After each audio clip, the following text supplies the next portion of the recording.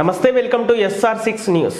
ఇక డీటెయిల్స్ చూస్తే సావిత్రిబాయి పూలే దంపతులకు భారతరత్న ప్రకటించాలని జాతీయ బీసీ సంక్షేమ సంఘం నేషనల్ కోఆర్డినేటర్ ఆకుల స్వామి వివేక్ పటేల్ డిమాండ్ చేశారు. పెద్దపల్లి జిల్లా కేంద్రంలోని చౌరస్తాలో జాతీయ బీసీ సంక్షేమ సంఘం జిల్లా అధ్యక్షుడు మనోజ్ గౌడ్ ఆధ్వర్యంలో శనివారం సావిత్రిబాయి పూలే 195వ జయంతి వేడుకలను ఘనంగా నిర్వహించారు. పూలే చిత్రపటానికి పూలమాలలు వేసి నివాళులర్పించారు. ఈ సందర్భంగా మనోజ్ గౌడ్, వివేక్ పాటిల్, రాజేంద్ర మాట్లాడుతూ సావిత్రిబాయి పూలే ఆశయ సాధన కోసం ప్రతి ఒక్కరూ పాటుపడాలని పిలుపునిచ్చారు. ఈరోజు పెద్దపల్లి జిల్లా కేంద్రంలో ప్రజా బీసీ సంఘాల జేఏసీ ఆధ్వర్యంలో సావిత్రిబాయి జ్యోతి పూలే 190వ జయంతి ఉత్సవాలు ఘనంగా జరుపుకోవడం జరిగింది. ఈ కార్యక్రమంలో పాల్గొన్న బీసీ సంఘాల నాయకులందరికీ పేరు పేరున ధన్యవాదాలు తెలుపుతూ 1831లో జన్మించిన సావిత్రిబాయి పూలే గారు ఆనాడు బ్రాహ్మణ సమాజంతో కొట్లాడి మహిళలకి విద్య కోసం ఒక పాఠశాల స్థాపించి అగ్రవర్ణాలందరికీ వ్యతిరేకంగా 195 సంవత్సరాల క్రితమే జ్యోతిబా పూలే గారి వివాహం తర్వాత ఒక పాఠశాల స్థాపించి ఇవాళ మహిళలకి అందుతున్న ప్రతి ఫలానికి మూలమైన మొదటి మహిళా ఉపాధ్యాయులుగా సావిత్రిబాయి పూలే గారు మన సమాజానికి చాలా తక్కువ వరకు అప్పుడున్న అగ్రవర్ణ నాయకులు కానీ అగ్రవర్ణ సమాజం కానీ సావిత్రిబాయి పూలే గారి చరిత్రని సమాజానికి తెలియకుండా చేసింది.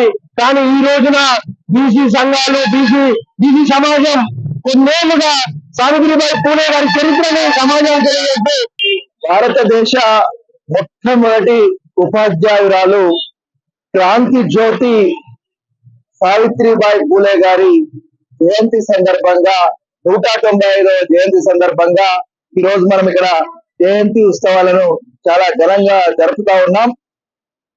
తెలంగాణ బుద్ధ బోధన్ మూలవాసి మున్నూరు కాపు జాతి బిడ్డ బడుగు బలహీన వర్గాల ఆశాజ్యోతి అయినటువంటి సావిత్రిబాయి పూలే గారి 195వ జయంతి సందర్భంగా ఘనంగా నివాళులర్పిస్తూ మా పెద్దపల్లి జిల్లా బీసీ సంక్షేమ సంఘం తరపున బీసీ సంఘాల తరపున మేము ఒకటే డిమాండ్ చేస్తా ఉన్నాము. మరి పూలే దంపతులకు భారతరత్న ప్రకటించాలని, సావిత్రిబాయి పూలేకు అదేవిధంగా మహాత్మా జ్యోతిరావు పూలేకు భారతరత్న ప్రకటించాలి అనేటువంటి ప్రధాన డిమాండ్ ను మా పెద్దపల్లి బీసీ జేఏసీ పక్షాన మేము చేస్తా ఉన్నాము.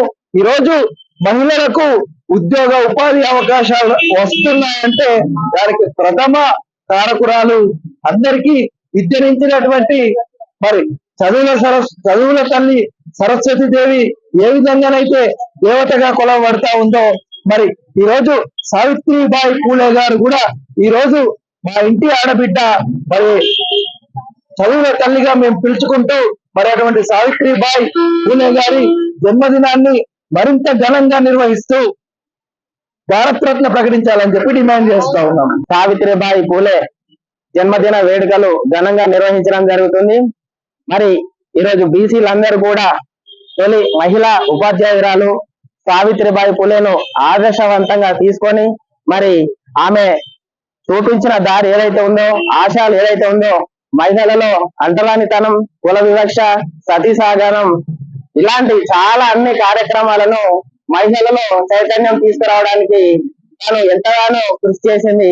మరి ఆ రోజు మహాత్మా జ్యోతిరావు పూలే, సావిత్రిబాయి పూలే ఇద్దరు దంపతులు కలిసి కూడా 18 పాఠశాలను స్థాపించి మహిళలను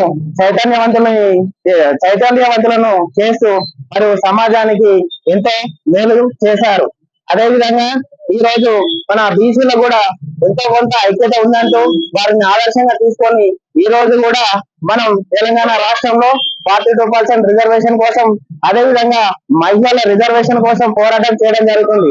మహిళలందరూ కూడా వారికి కావలసిన హక్కులను రావాలంటే సావిత్రిబాయి పూలే ఏ విధంగా కృషి చేసిందో తను ఆదర్శంగా తీసుకొని ఈ రోజు బీసీల ఉద్యమంలో పాటుపడాలి. అదే విధంగా మహిళలు, కవులు, రచయితలు, మహిళలు ఎవరున్నా కూడా ఈ ఉద్యమంలో పాల్గొని ఉద్యమాన్ని ఊపిరి అందించాల్సిందిగా తెలియజేస్తున్నాం. అదేవిధంగా పెద్దపల్లి జిల్లా కేంద్రంలో నూతన బస్టాండ్ ఏదైతే నిర్మితం అవుతుందో దానికి మహాత్మా జ్యోతిరావు పూలే, సావిత్రిబాయి పూలే పేరును కూడా ఖచ్చితంగా నామకరణం చేసి వారి యొక్క అభివృద్ధికి మనకు చేసిన త్యాగానికి గుర్తుగా అది నిలబడేటట్టు చేయాలని ఈ సందర్భంగా తెలియజేస్తాం.